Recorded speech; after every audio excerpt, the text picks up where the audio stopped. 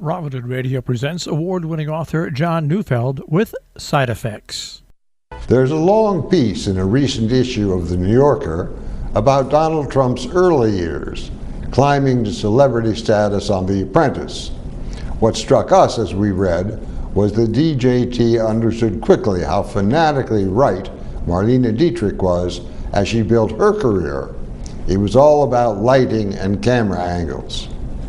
As His Imperial Majesty grew in confidence, he began instructing the crews at NBC on the best and most impressive camera angle, always from below, making him appear taller and more imposing on the screen, and with direct lighting, straight on, a bit from above, as Dietrich herself had insisted.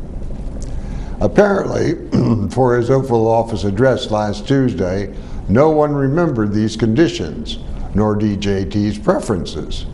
Thus, we were presented head-on with a shrunken, puny, pale, nervous man of uncertain age sitting in a chair that was much too big for him in a room that threatened at any time to collapse and give us our first shots of a televised instant burial. That the man in question had nothing new to say was not remarkable. What was his evident belief in his own humanity.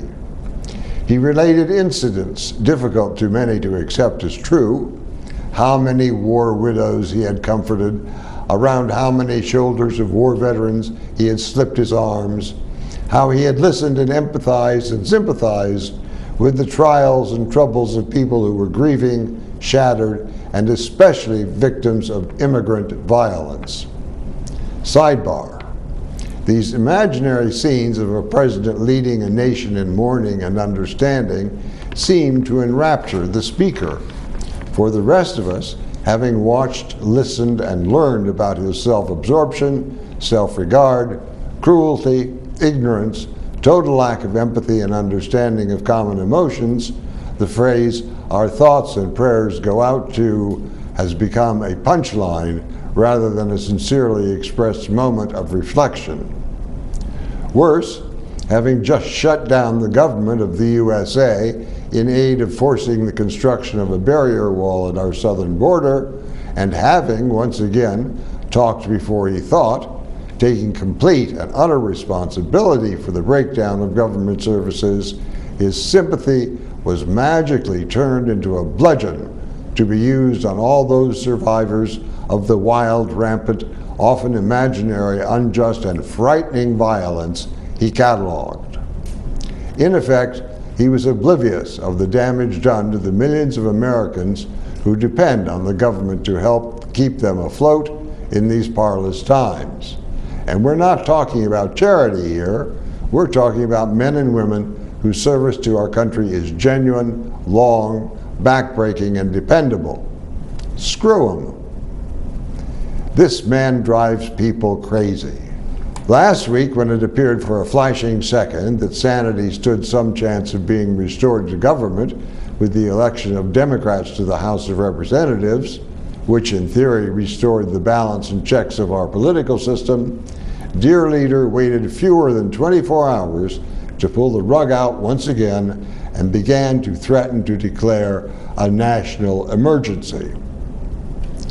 Many imagined they could see this as a ploy to begin to move towards martial law, using U.S. troops to fulfill dear ones' wishes, and leading us ever closer to having to live in a nation led by an autocrat. From national emergency to martial law to postponing an election, that of 2020, because of the riotous, dangerous, unstable civilian state that had blossomed in the intervening months, to granting DJT executive power for his lifetime. That's how Vlad did it, and Maduro, and Duterte, and Z, and others whose names we cannot spell properly in haste. Our international standing has, under this president and his staff, dropped to such low levels that people like Turkey's Erdogan can ignore us entirely without penalty. For a deal maker's dream, the Donald doesn't deal.